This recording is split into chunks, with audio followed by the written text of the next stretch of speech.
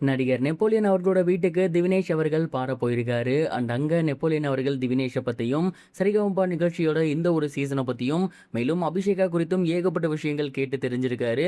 என்ன நடந்திருக்கு அப்படிங்கிறது தான் இந்த ஒரு வீடியோல நம்ம பார்க்க போறோம். சரிகமபா லிட்டில் சாம் சீசன் 4ஓட டைட்டில் வின்னர் தான் திவினேஷ் அவர்கள். அந்த ஒரு சீசன்ல அவருக்கு மக்கள் மத்தியில மிகப்பெரிய ஒரு கிரேஸ் இருந்துச்சு. தொடர்ந்து இப்ப திவினேஷ் அவர்கள் ஏகப்பட்ட வெளிநாடுகளுக்கு போயிட்டு பாடிட்டு இருக்காரு. அந்த வகையில சமீபத்துல தமிழ் சினிமா நடிகரும் அரசியல்வாதியுமான நெப்போலியன் அவர்களோட வீட்டுக்கு போயிட்டு திவினேஷ் அவர்கள் பாடியிருக்காரு அப்படிங்கிறது தெரிய வந்திருக்கு. அங்க எடுக்கப்பட்ட வீடியோவை நெப்போலியன் அவர்களே அவரோட சோசியல் மீடியா பேஜில் ஷேர் பண்ணியிருக்காரு. அதுல திவினேஷ் அவர்கள் எப்போதும் போல ஓல்ட் இஸ் கோல்டு அப்படிங்கிற மாதிரி ஓல்டு பாடலை தான் பாடியிருந்தாரு. அந்த ஒரு பாடல் அவ்வளோ சூப்பராக இருந்துச்சு. அங்க அவங்களோட குடும்பத்தார்கள் ஒட்டுமொத்த பேருமே இருந்தாங்க. குறிப்பா சொல்லணும் அப்படின்னா தனுஷ் அவர்கள் கட்டில படுத்து பார்த்துட்டு இருந்தாரு. அவரோட மூத்த பையன் இருந்தாங்க. நெப்போலியன் சார், நெப்போலியனோட ஒய்ஃப், அவங்களோட சொந்தக்காரங்க அப்படின்னு எல்லோருமே அந்த ஒரு பாட்டை கேட்டு மெய் மறந்து போயிருந்தாங்க. குறிப்பா நெப்போலியன் சாரே ரொம்ப சூப்பரா அந்த பையன் பாடுறான், கண்டிப்பா இவனுக்கு மிகப்பெரிய ஒரு ஃபியூச்சர் இருக்கு அப்படிங்கிற மாதிரி சொல்லியிருந்தாரு. இன்னொரு பாட்டு பாடி முடிச்சதுக்கு அப்புறம் தனுஷ் அவர்கள் கிட்ட நெப்போலியன் கேட்டாரு எப்படி பாடுறாரு அப்படின்னு.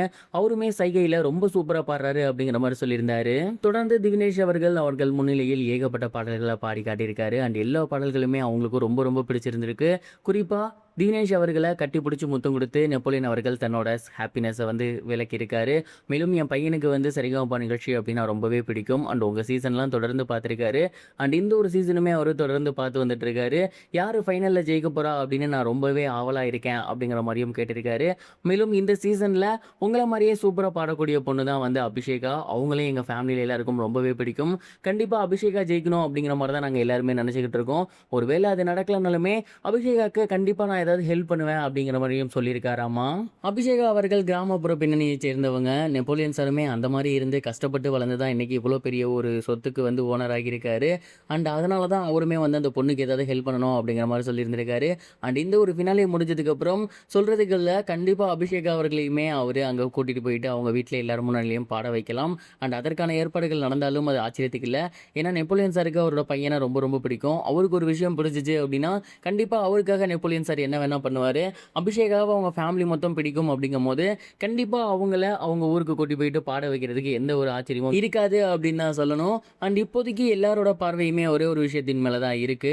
அபிஷேகா அவர்கள் சரிகமபா லிட்டில் சாம் சீசன் 5ஓட கிராண்ட் ஃபினாலேவை வெல்லுவாங்களா அப்படிங்கிறது தான். டிக்கெட் டு ஃபினாலேல பயங்கரமாக சொதப்பியிருந்தாங்க. அது அவங்களே ஹானஸ்ட்டாக ஒத்துக்கிட்டாங்க. அதை தொடர்ந்து இப்போ டிக்கெட் டு ஃபினாலேலாம் வின் பண்ணி இந்த ஒரு ஃபினாலே ஸ்டேஜுக்கு வந்திருக்காங்க.